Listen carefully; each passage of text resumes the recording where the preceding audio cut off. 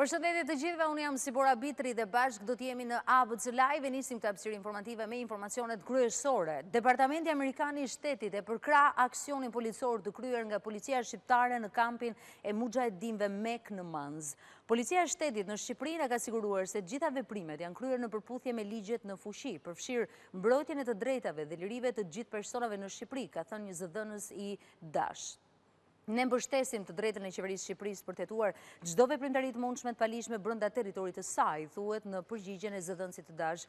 Ai gjithashtu shtoi se SBA-ja nuk e cilëson Mekun, lëvizje opozitare të qëndrueshme demokratike që përfaqëson popullin iranian, por ka shqetësime serioze për Mek si organizat, përfshirë akuzat për abuzim të kryera kundër antarëve të tij. Në vitin 2013, autoritetet shqiptare janë pajtuar me kërkesën e Shteteve të Bashkuara që të pranojnë rreth 3000 pjesëtarë të organizatës së mujahedinëve të popullit të Iranit. Por zëdhënësi Dash ka theksuar se SBA nuk ofron mbështetje apo trajnime për Mek dhe nuk kontribuon në financimin e kësaj organizate.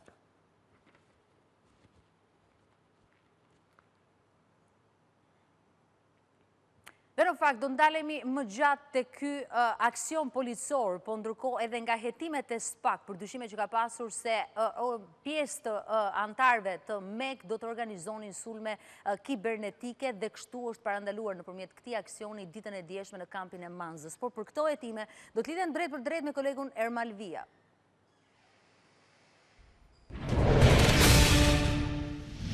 Ermal, të përshëndes. Sot që me sa duket pjesa e aksionit paktën ka përfunduar, por gjithsesi hetimet ende vijojnë paktën edhe për vdekjen e një mujahedini ditën e dieshme në kamp për të hetuar se çfarë ka ndodhur me të, po sidomos edhe për të gjithë këtë proces dhe hetimet e SPAK, kur kanë nisur në fakt dhe a ka persona konkret të cilat SPAK ka dyshime? Si bora aksionit djeshëm ka ardhur fakt si pasoj e një procedimi numër 130 i nisur nga prokuroria e posaçme dhe më pas ka ndodhur dhe operacioni për ushtrimin e kontrolleve në ambientet ku jetonin banorët e kampit Mek.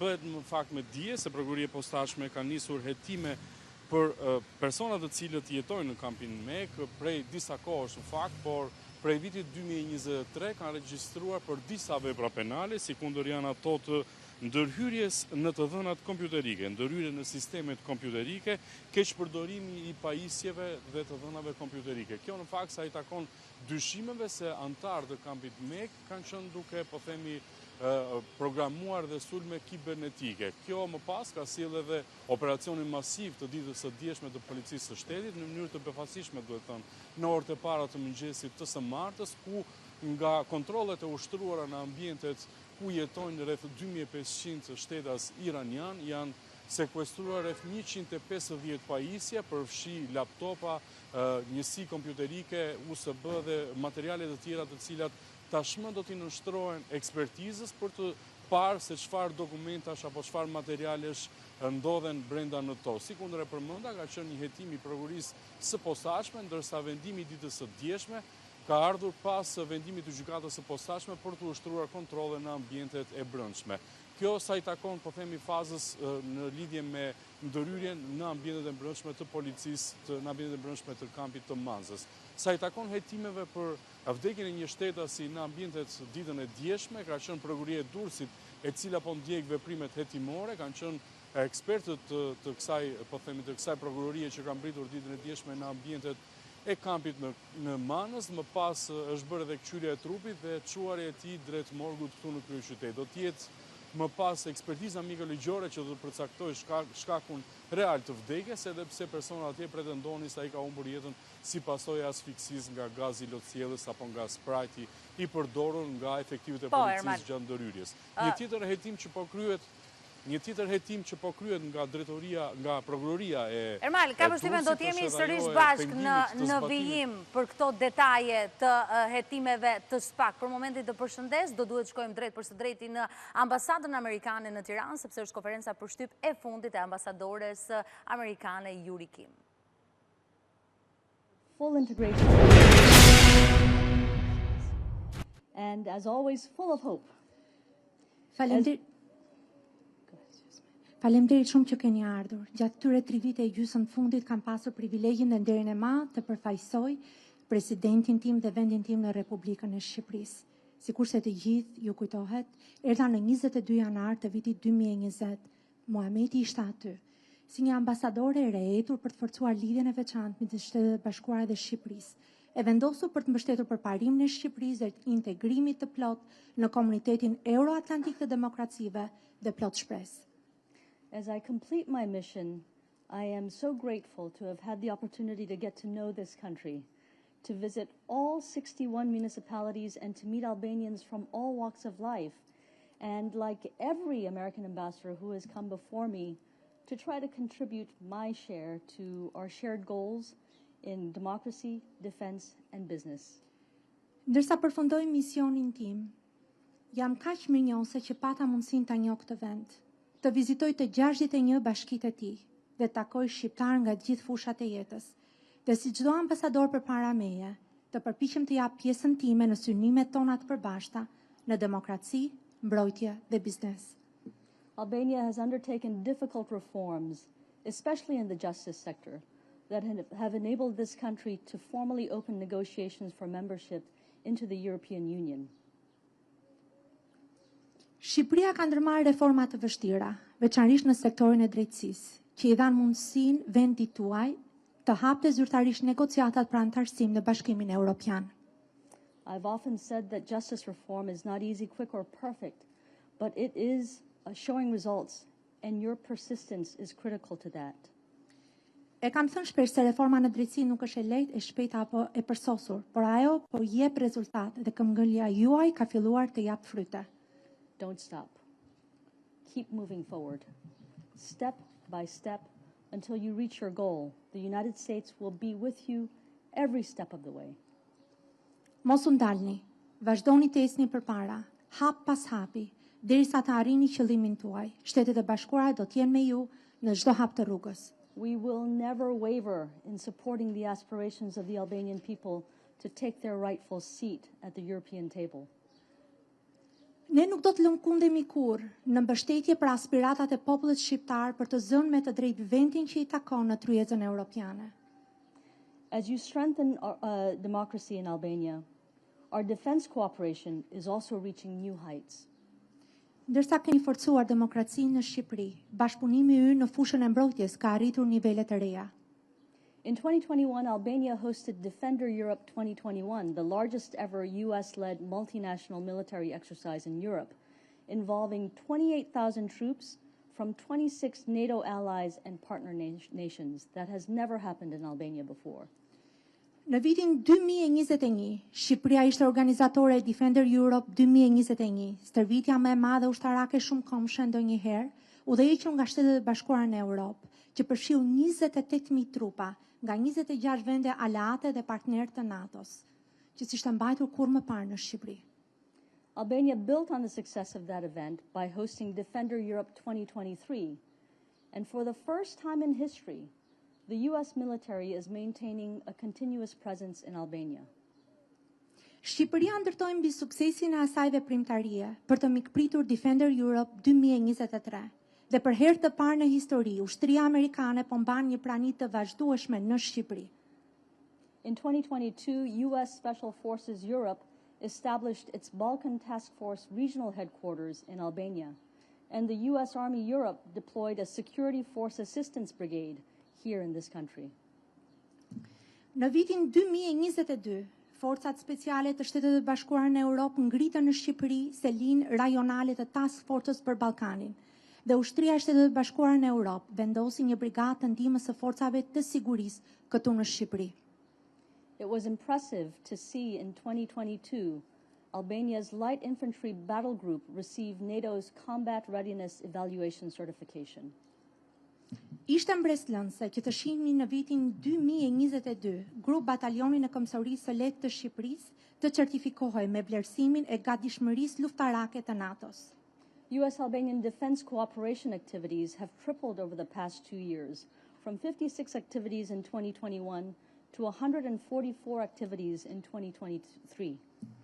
Aktivitetet amerikane shqiptare në fushën e mbrojtjes janë trefishuar gjatë 2 viteve të fundit, nga 56 aktivitete në 2021 e 144 aktivitete në 2023. Iran's reckless and destructive cyber attacks beginning in 2022 also showed new threats that we must confront together. Sulmet kibernetike dashakeqe dhe shkatruese të Iranit që filluan në vitin 2022 treguan gjithashtu kërcënime të reja me të cilat duhet të përballemi së bashku.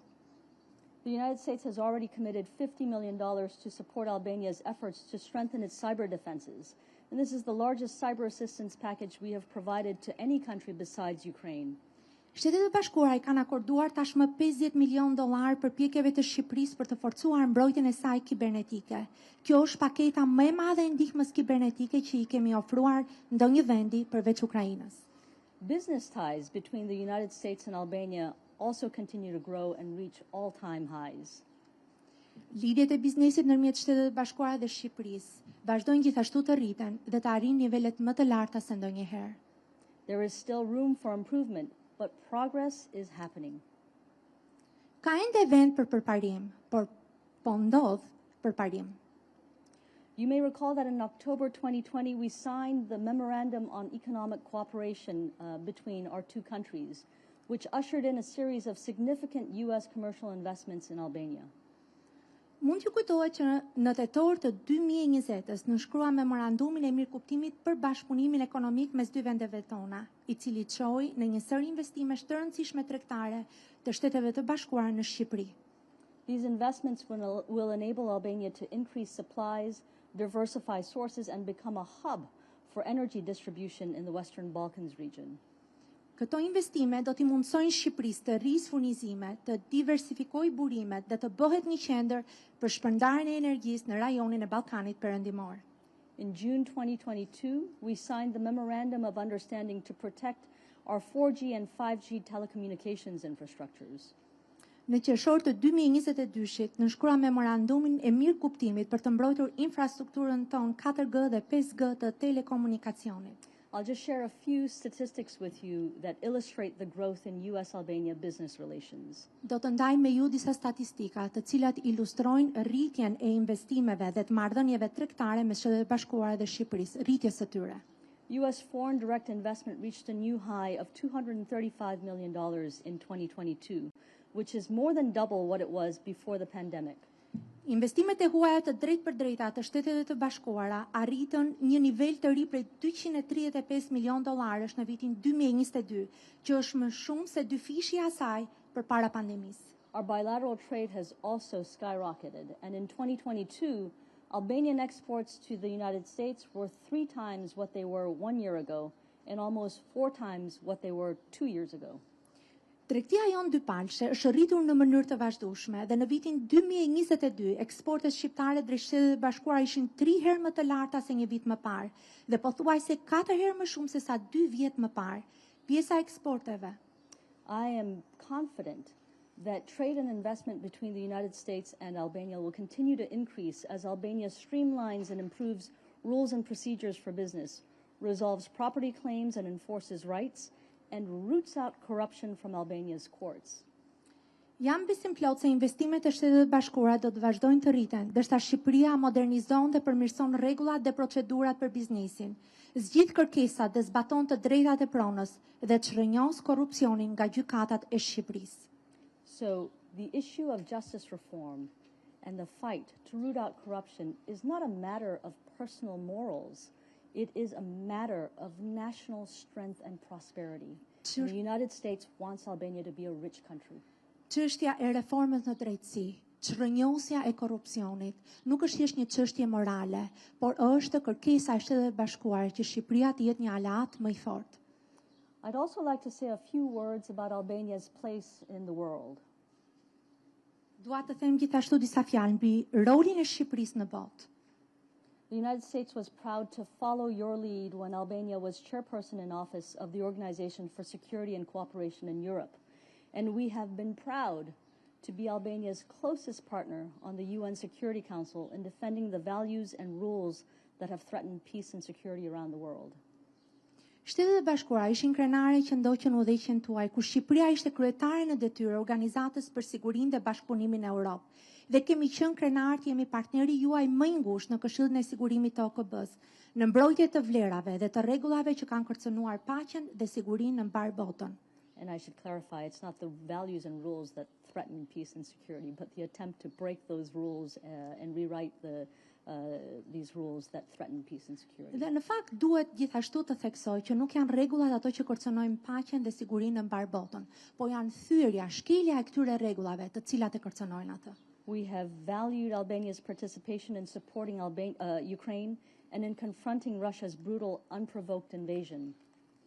E kemi vlerësuar partneritetin tuaj në mbështetjen e Ukrainës dhe në përpalljen e pushtimit brutal dhe të paprovokuar të Rusisë. And people around the world, including in the United States, were inspired to see Albanians save lives and help vulnerable Afghans get out of harm's way. Anë mban botës, njerëzit kanë qenë të frymëzuar, përfshirë dhe në Shtetet e Bashkuara, ndërsa kanë parë që shqiptarët kanë nxjerrë jashtë rrezikut afganët e pambrojtur. Albania was the first to volunteer to shelter Afghans as they sought permanent resettlement in the United States. And this is a remarkable demonstration of Albania's tradition of hospitality and honor. Shqipëria ishte e para që doli vullnetare për të strehuar afganët teksa kërkonin zhvendosje të përhershme në Shtetet e Bashkuara, një shpalosje e jashtëzakonshme e traditës shqiptare të mikpritjes dhe nderit. And the people of Albania deserve tremendous respect for what you have done. Dhe populli shqiptar meriton respekt jashtëzakonshëm për atë që keni bërë. The relationship between the United States and Albania also has never been stronger. We launched the first U.S.-Albania strategic dialogue in October 2022 to enable us to further broaden and strengthen our cooperation. Marrëdhëniet që Bashkuara Shqipëri nuk kanë qenë kurrë më të forta. Ne filluam dialogun e parë strategjik SBA-Shqipëri në tetor të 2022-shit për të na mundësuar zgjerimin dhe forcimin e mëtejshëm të bashkëpunimit tonë.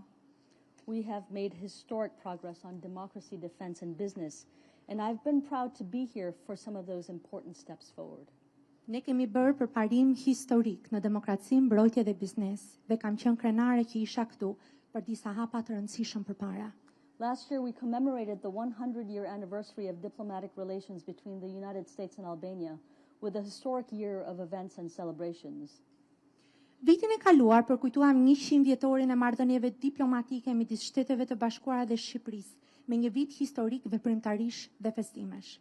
We were delighted to announce in that centenary year that Albanian citizens were qualified for U.S. visas that are valid for 10 years, no longer just 3 years. Patëm kënaqësinë të njoftonim në atë vit të 100 vjetorit se qytetarët shqiptar kualifikoheshin për viza amerikane të vlefshme për 10 vjet dhe jo më 3 vjet. And in the first year since we implemented that program, over 24,000 Albanian citizens have received 10-year visas. Dhe në vitin e parë që kur zbatuam këtë program, mbi 24.000 shqiptar morën viza 10 vjeçare. This is a major step forward for travel and business links between our two countries. And as Albanians demonstrate that they are following the visa rules, I'm confident that the day will come when no visas will be required at all. Ky është një hap i madh përpara për lidhjen në udhëtimet dhe biznesin midis vendeve tona. Ndërsa shqiptarët tregojnë se po zbatojnë rregullat e vizave, kam besim se do të vi dita kur nuk do të kërkohet më fare vizë. As I reflect on the past 3.5 years in Albania, I am proud of the progress we have made together.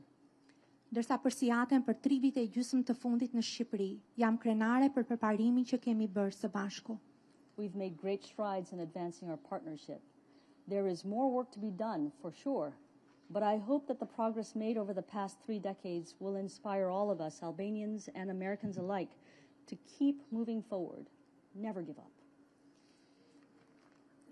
Kemi bërë hapa të mëdhenj për të çuar përpara partneritetin tonë. Sigurisht, mbetet më shumë punë për të bërë, por shpresoj se përparimi bërë gjatë 30 vjeçarëve të fundit do të na frymëzojë të gjithëve, shqiptar dhe amerikanë, të vazhdojmë të ecim përpara, të mos dorëzohemi kurrë.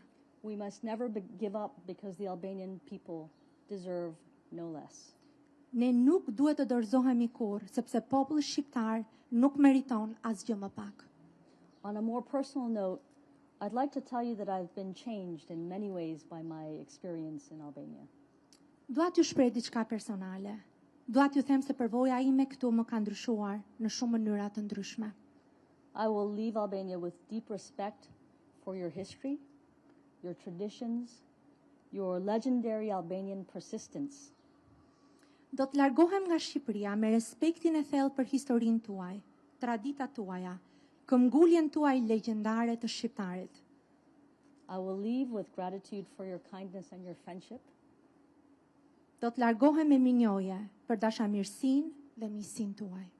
I will leave with stronger sympathy and solidarity for your impatience for a better future for your children.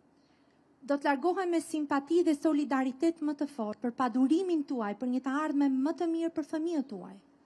And I will leave here with even greater hope in this fellow land of the eagles. Dhe do të largohem nga këtu me një shpresë edhe më të madhe për këtë tokë si e jona të Shqiponjës. Thank you. I'm very nervous, I'm very emotional in this last encounter with you. Në fakt në këtë përballjen time të fundit me ju, siç mund ta kuptoni, ndihem shumë emocionuar. Shumë faleminderit.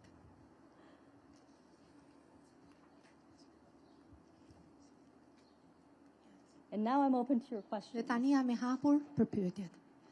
Also, if you would prefer to ask your questions in Albanian, please do so, and Bruna can translate. Let's go to the lady in the pink. Nëse dëshironi të bëni pyetjet në shqip, pa problem, sepse do të përkthehen në anglisht. Elje Zot ka televizioni Klan. Departamenti Amerikan i Shtetit ka reaguar lidhur me operacionin policor dje në Mans, ku janë vendosur njerëzit e organizatës MEK. Dhe janë shprehur të shqetësuar sepse sipas tyre nuk është një lëvizje demokratike. A mendoni që Shqipëria duhet shkojë drejt prishjes së marrëveshjes dhe largimit të pjesëtarëve të organizatës MEK nga territori shqiptar? Faleminderit. Elja Zotka from Clan TV. The Department of State expressed yesterday the concerns about operations in Mans MEK compound. And they expressed concern about not showing support to them and do think that Albania should head towards disrupting ties with the MEK organization and also removing them from Albania. I think that's a decision for the Albanian government to make. Mendoj që ky është një vendim që duhet ta marrë qeveria shqiptare. One thing is very clear. We support Albania's right to enforce its laws in its own country.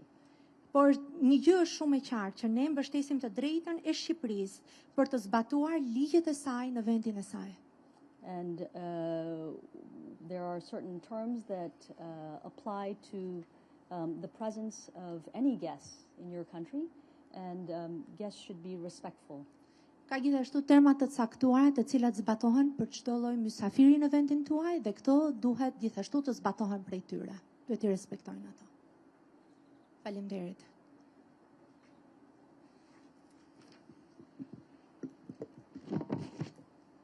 Muhamet Veliu nga televizioni Top Channel.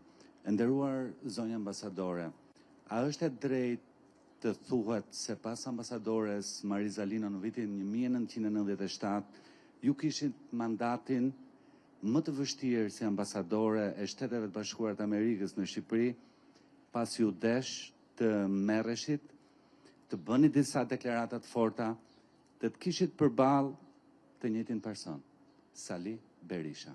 Faleminderit.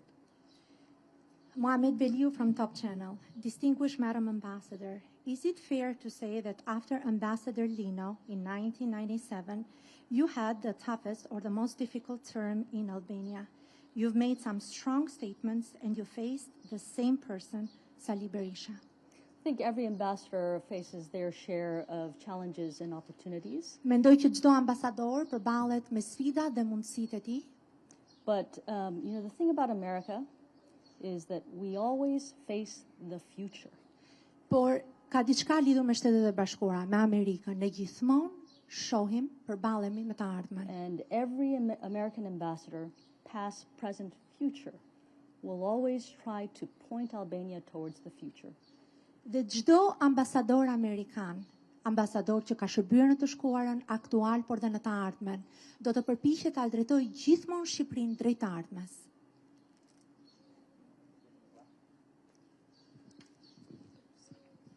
Nderuar zonja ambasadore, Sonila Agostini për Radio Televizionin Shqiptar. Dua të pyes, nëse do të ndryshonit diçka në Shqipëri, çfarë do të ishte? Dhe pyetja e dytë, a ka një gjë që funksionon të keq kur erdhët në Shqipëri dhe vazhdon ende të funksionojë keq në këtë vend në këndvështrimin tuaj? Faleminderit. Distinguished Madam Ambassador Sonila Agostini from Albanian Public Television, I have a couple of questions for you. When you arrived, what would you change, first of all, in Albania? And secondly, were there any difficulty or malfunctioning in Albania when you arrived, and has it still persisted? Every country has its share of challenges. Në fakt, çdo vend ka sfidat e tij, ka hisen e sfidave të veta. When we talk about things that should improve or should be different in Albania, I want to make clear that we say it from a place of sympathy and respect. We're not saying it because we have no problems and only you have problems.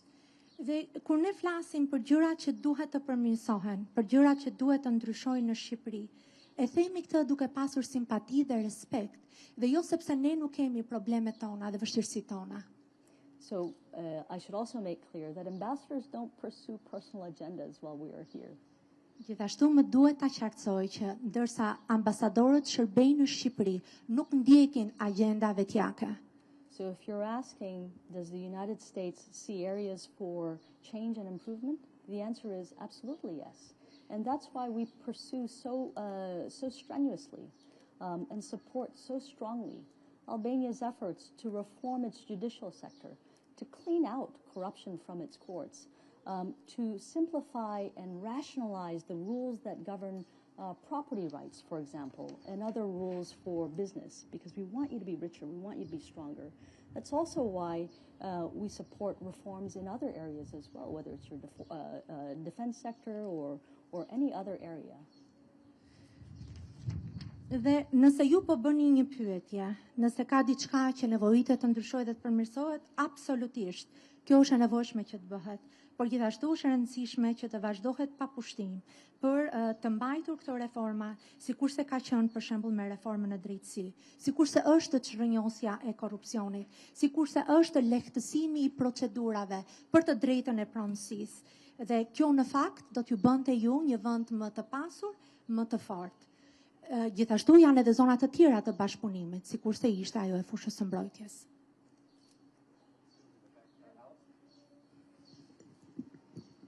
Thank you.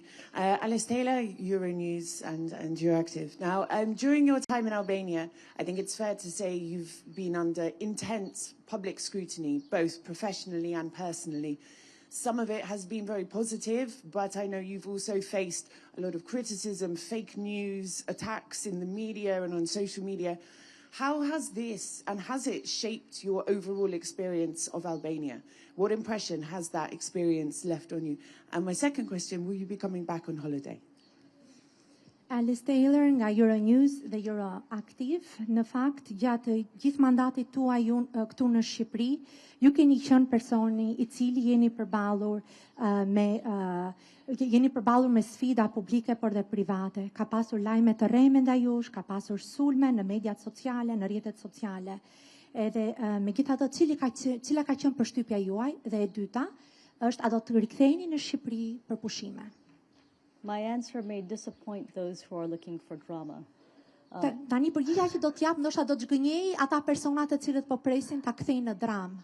The truth is that it has been a pleasure to be in this country. E vërteta është që ka qenë një kënaqësi të jem në këtë vend, të kem qenë në këtë vend. As in any capital city, there is a chattering class. Dhe në fakt, sikurse në çdo kryeqytet, ka një klasë zhurmëmadhe, pra studentë të cilët flasin me njëri tjetrin. There are a few loud voices that pretend to speak for everybody. Dhe ka disa zëra të lartë, të cilët dëgjohen më shumë se të tjerët, dhe që përpiqen të flasin për të gjithë të tjerët. I'd like to know the truth. And that's why I made the effort to visit all 61 municipalities in this beautiful country and to get to know people, to have conversations that were not planned, and to try to find out, what are people thinking about? What do they hope for their children? What do they think about the future? What do they like? What do they not like? To everyone who has ever stopped to have a conversation with me, I would like to say thank you, because you really helped me to understand this country. And in every one of those conversations, even when we disagreed and you told me something that you thought maybe I didn't want to hear, I still appreciated the opportunity to have a true conversation, a true back and forth.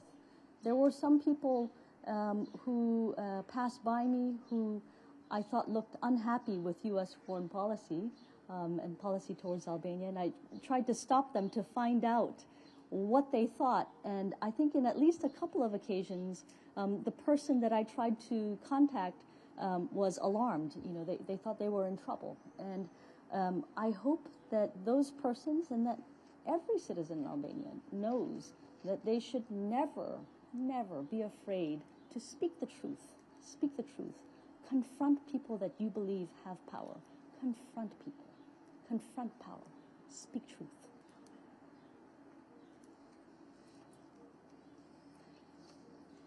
Dhe në fakt dëshiroj edhe një herë të shpreh, sikurse ju e dini, që vërtet më ka pëlqyer të jem këtu, por gjithashtu më ka pëlqyer që të mësoj të vërtetën. Sikurse ju e shpreha edhe më herët, kam pasur mundësi të vizitoj 61 bashkitë e vendit. Kam pasur këtë mundësi në mënyrë që të dëgjoja dhe të zhvilloja biseda të paplanifikuara, në mënyrë që të zbuloja vetë se çfarë mendojnë njerëzit, për çfarë shpresonin ata për fëmijët e tyre, cilat ishin gjërat që u pëlqenin, cilat ishin gjërat që nuk i pëlqenin. Gjithashtu dëshiroj të falenderoj çdo person me cilin kam pasur mundësi të bisedoj. Dëshiroj ta falenderoj edhe kur nuk kemi qenë dakord për gjëra të ndryshme, sepse kemi zhvilluar një bisedë të vërtetë, kemi pasur shkëmbime idesh. Dhe gjithashtu kam pasur mundësinë të takoj me persona, të cilët mund mos kenë qenë plotësisht dakord me politikat e ndjekura të Shtetit Bashkuara në Shqipëri, me përparimin e bërë.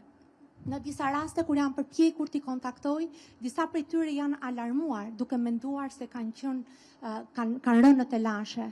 Por në të vërtetë, arsyeja pse i kam kontaktuar dhe ajo që do t'ju nxjisja të bëni është të flisni të vërtetën, të konfrontoni pushtetin në mënyrë që të kërkoni të vërtetën. Kërkoni të vërtetën, flisni të vërtetën. Thuajeni atë.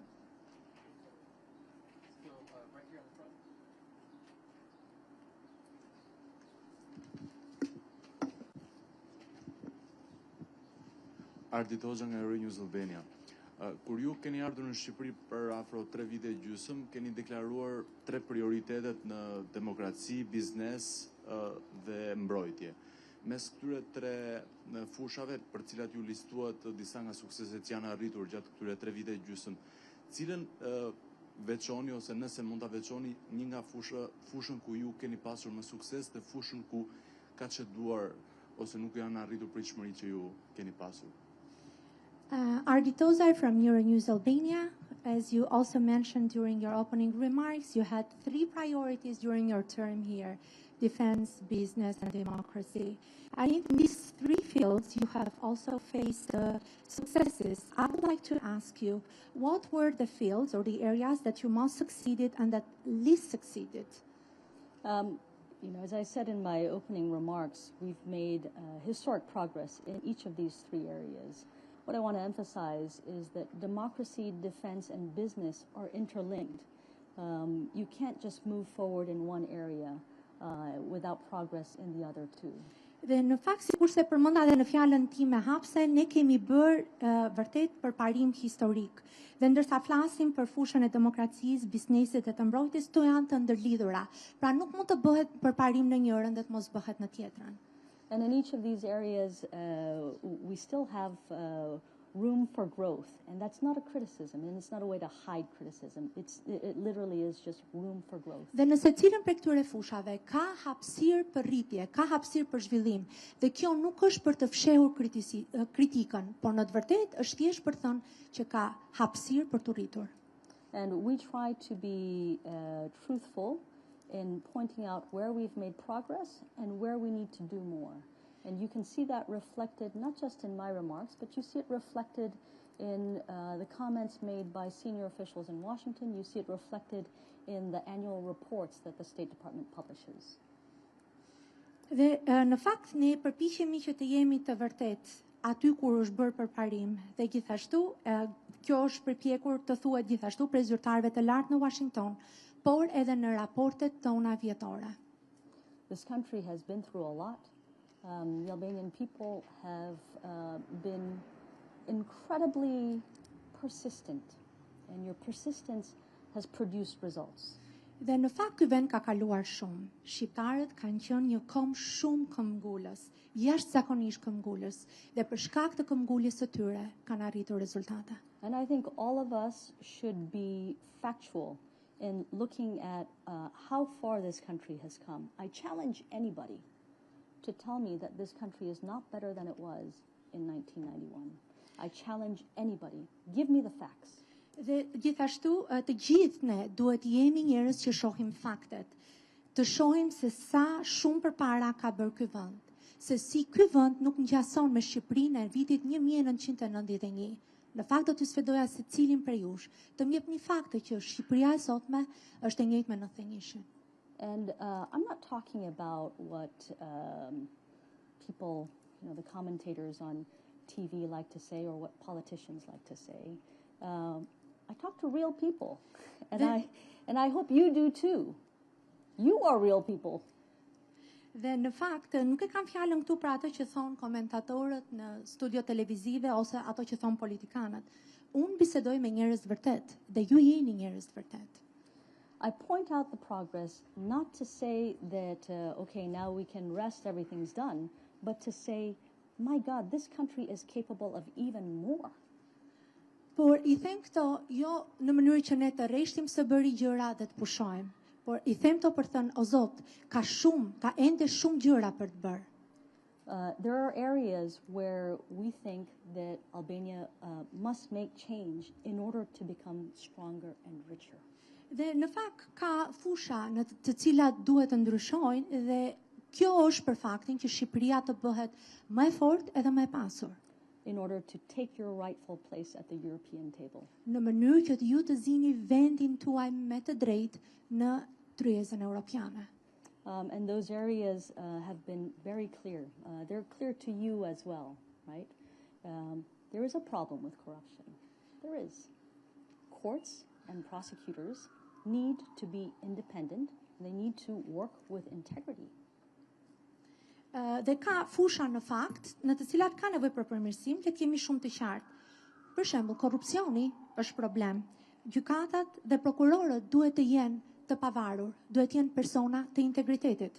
And this is why the United States, together with the European, push so hard on the need for justice reform. Dhe kjo është arsyeja pse Shtetet e Bashkuara së bashku me europianët kanë shtyrë shumë për reformën e drejtësisë. This is also why we push for progress on property rights. We push for progress in making rules easier for businesses to understand, procedures more transparent, so that American businessmen and businesswomen can come to this country, apply, know that they can get the necessary licenses, and have confidence that if they run into a problem, if they run into a contract dispute, they're going to be able to go to court and get a decision that is based on facts, not based on bribes and threats. Dhe këtë e them sepse në fakt duhet shtyrë për më shumë përparim, për më shumë progres. Si për shembull, në fushën e të drejtave të pronës.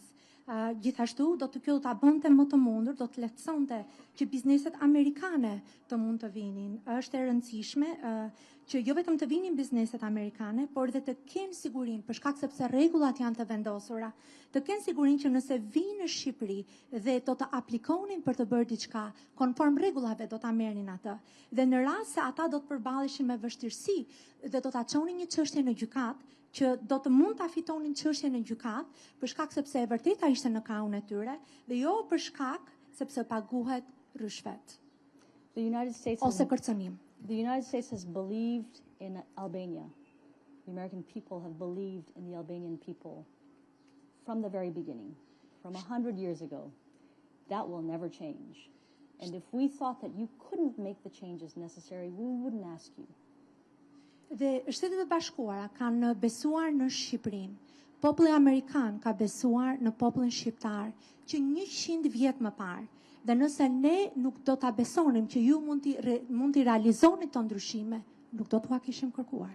We ask you to make these changes, whether it's in justice or in any other area, because we know you can do it. We know you can do it. Don't give up.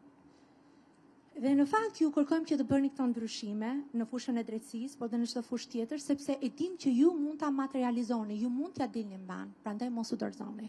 And as I keep saying over and over, the United States will be with you 100% of the way. We can't be in front. It's your country. You have to be in front, but we will be with you side by side. Dhe sikurse e them gjithmonë, Shtetet e Bashkuara do t'ju mbështesin 100%, do t'jenë pas jush 100%. Ne nuk mund të jemi përpara jush, sepse Shqipëria është vendi juaj, por ne do të jemi krah për t'ju mbështetur.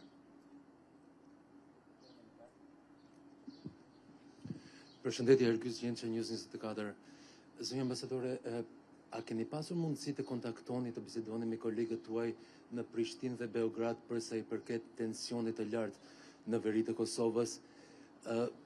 Dhe a e shikoni ju si diplomate krijimin e asociacionit të komunave serbe në Kosovë si mundësi për tensionimin dhe dhënien së paqes mes Kosovës dhe Serbisë? Faleminderit.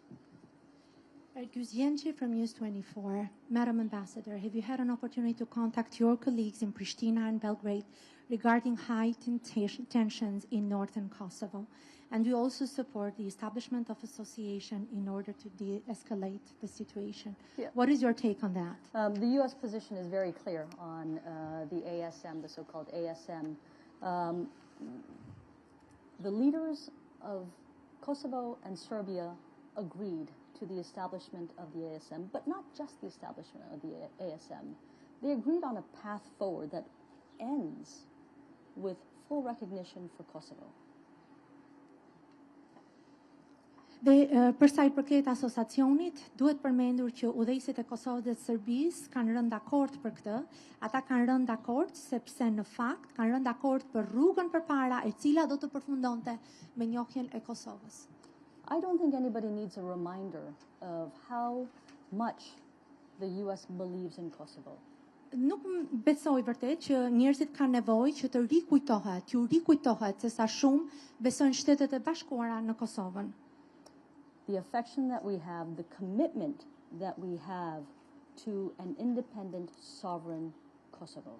Dashuria që ne kemi, angazhimi që ne kemi për një Kosovë të pavarur dhe sovrane. If you need proof, I would recommend that you just look a few years back. Edhe në fakt nëse keni nevojë për prova, do t'ju rekomandoja të hidhni syt prapa, disa vite më parë. The issue is, what are the steps and the sequences by which both parties move forward together? Në fakt çështja qëndron cilat janë hapat, cilat janë sekuencat që duhen ndjekur në mënyrë që të dy palët të lëvizin së bashku, të lëvizin përpara. And this is a time when leaders have to put aside a little bit of ego and think about the national project. Think about who your friends are. Consider a little bit the advice of your friends, your genuine friends.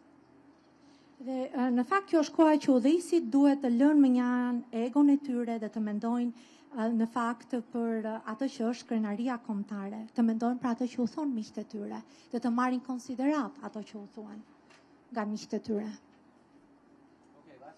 Dhe kjo është pyetja e fundit.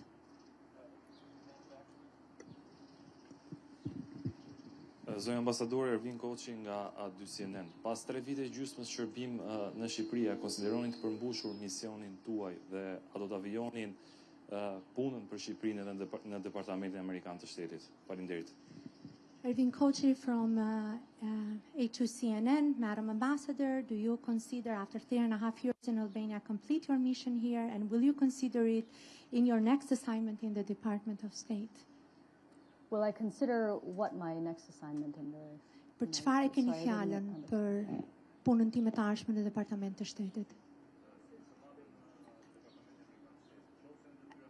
As a diplomat in the Department of State or also in higher positions? In my next position, I will have responsibility for all of Europe. Në fakt, në pozicionin tim të ardhshëm, unë do të kem përgjegjësi për të gjithë Europën. And that includes Albania. Dhe kjo përfshin Shqipërinë. So I'm very happy about that. Dhe për këtë jam shumë e kënaqur. Maybe not everybody is happy about that, but Ndoshta jo të gjithë janë të kënaqur për këtë, por unë jam e kënaqur për këtë. And you know, the truth is, from a very personal point of view, Në fakt nga këndvështrimi vetjak, e vërteta është kjo. as I said before, I've been very touched and changed by my time here. Sikur se shpreha edhe më herët, vërtet jam prekur edhe jam ndryshuar nga përvoja ime këtu. And whether I come back to Albania or not, Albania will always be with me. Dhe qoftë nëse kthehem në Shqipëri ose jo, Shqipëria do të jetë gjithmonë me mua. So let me just say in closing, the reason I wanted to pull together this press conference, Dhe në mbyllje më lejoni të them arsyeja se pse dëshiroja që të kishim së bashku të konferencë për shtyp, to do it live, to not preview questions, që ta bënim atë live, ta kishim pra në mënyrë të drejtë për drejtë lidhjen, që të mos kisha shqyrtuar pyetjet që ju do të bënit. is to remind everyone Është që t'ju kujtoj të gjithëve of the critical, essential role of a free, independent media in any democracy. T'ju kujtoj të gjithëve për rolin kritik, thelbësor, themelor që një media e pavarur ka në një demokraci, në një vend. Media outlets may be a business, but journalists have a responsibility. Portalet mediatike mund të jenë biznes, por gazetarët kanë përgjegjësi. And this you have heard from me also many times during my 3.5 years here in Albania. Your job, we all have jobs. Your job is to ask tough questions on behalf of the people. Dhe në fakt e keni dëgjuar këtë prej meje gjatë këtyre 3 viteve gjysmë në Shqipëri. Puna juaj si gazetar është që të bëni pyetje të vështira për vendin tuaj. And my job, it's the job of any senior official, my job is to try to answer as truthfully and as fully as I can. Now, we all have techniques. Sometimes I don't answer the question that you ask. I ask a question that is slightly different. But I face you because you represent the people, and I respect you, and I honor the role that you have in this democracy. Në fakt puna ime dhe puna e çdo zyrtari të lartë është që të përgjigjet pyetjeve me vërtetësi dhe gjithashtu plotësisht. Sigurisht duhet thënë që secili prej nesh përdor teknikat tona, ndoshta mund mos I përgjigjemi pyetjes në atë formë, por mund t'i përgjigjemi dhe japim një përgjigje në një formë tjetër. Por e rëndësishme është që japim përgjigje. Dhe arsyeja është sepse unë ju respektoj sepse ju përfaqësoni njerëzit, përfaqësoni popullin dhe për këtë ju respektoj. Thank you very much. Ju falenderoj shumë edhe një herë.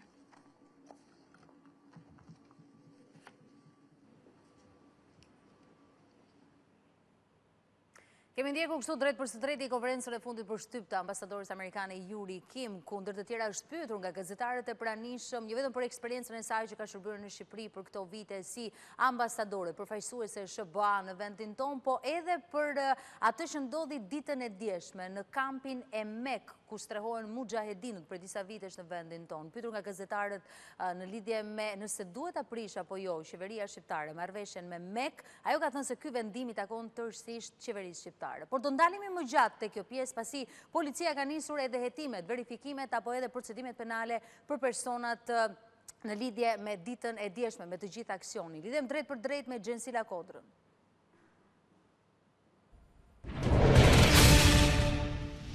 Gjensila, të përshëndes, policia ndërkohë ka vijuar jo vetëm me hetimet, verifikimet e mundshme, po çfarë ka ndodhur me personat që janë marrë në pyetje, po dhe me procedimet penale? Përshëndetje Sibora, policia e Durrësit ka nisur një procedim penal tashmë për 4 vepra të ndryshme penale në lidhje me situatën e krijuar ditën e djeshme në kampin Mek në Manës të Durrësit. Konkretisht janë 6, duke I referuar dhe burimeve të sigurta nga grupi hetimor në qytetin Bregdetar, janë 6 persona antar të këtij kampi, të cilët janë tashmë proceduar penalisht në gjendje të lirë dhe po vijojnë hetimet dhe pritet që këta 6 persona të merren në pyetje, por edhe se shumë persona të tjerë për të cilët më herët kanë pretenduar se janë dhunuar nga punonësit e policisë, ku 15 punonjës policie mbetën edhe të lënduar si pasojë e përplasjes në kampin e mujahedinëve ditën e dieshme, gjatë paraditës së dieshme në manës të Durrësit. Konkretisht 6 persona antar të këtij kampi të mujahedinëve janë proceduar tashmë penalisht në gjendje të lirë për 4 vepra penale. Konkretisht është ajo shkatrimi të pronës. Këtu lidhet me dhunimin e mjeteve të policisë, ku edhe në videon e publikuar ditën e dieshme nga ana e policisë së shtetit shihej momenti kur një grup i punonjësve të policisë fusnin brenda automjeteve të tyre, brenda automjeteve blu, materiale të cilat po sekuestroheshin nga ky kamp me urdhër të SPAK, por edhe me një vendim të gjykatës së posaçme në lidhje me këtë aksion dhe një vendim për urdhër kontrolli në këtë kamp. Pikërisht në këto momente një grup i antarëve të këtij kampi refuzonin dhe menjëherë nisnin dhe përplasjen me punonjësit e policisë. Dhe pikërisht kjo akuzë, konkretisht ajo e shkatërimit të pronës, është për dhunimin që i është bërë mjeteve të policisë së shtetit. Akuza e dytë është ajo e mosbindjes së punonjësve të policisë dhe më pas kundërshtimi i vendimit të gjykatës, duke qenë se edhe ditën e dieshme u raportua qoftë nga ministri i brendshëm Blendi Çuçi, por edhe nga drejtori i përgjithshëm i policisë së shtetit Muhamet Rumbullaku, se antarët të këtij kampi kanë kundërshtuar vendimin e gjykatës së posaçme dhe ligjet shqiptare që në kampin e tyre të ushtrohej kontroll konform ligjit dhe vendimit të GKK-os. Po ashtu, akuza e fundit, ajo e katërta, është goditje për shkak të detyrës dhe kjo lidhet me dhunimin dhe lëndimi që kanë marrë 15 punonjës policie gjatë tensionit dhe përplasjes që u krijua në momentet që punonjësit e policisë morën prej andej mjetet si dokumente apo edhe pajisje elektronike si kompjuter, njësi kompjuterike dhe laptop, të cilat do të jenë dhe tashmë janë me vlerë tepër të lartë, mund të themi, apo të madhe për grupin e timor dhe kryesisht për prokurorët e SPAK.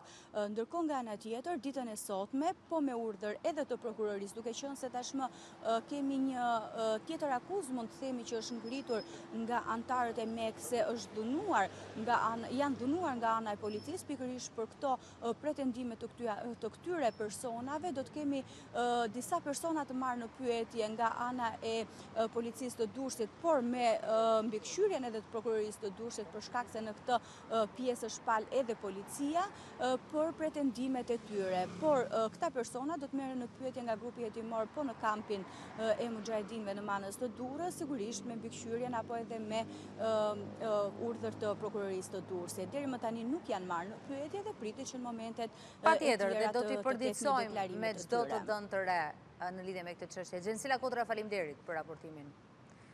Ne ndërkohë përfundojmë këtu ABC Live, por për çdo informacion ju mjafton klikoni në faqen abcnews.al, ku më vetëm një klik përditësoheni me të reja dhe zhvillimet më të fundit. ABC News e gjeni edhe në valët e radios në frekuencën 105 FM. Bashkë do të qemi sërish, vetëm pas pak në Shqipëria Sot.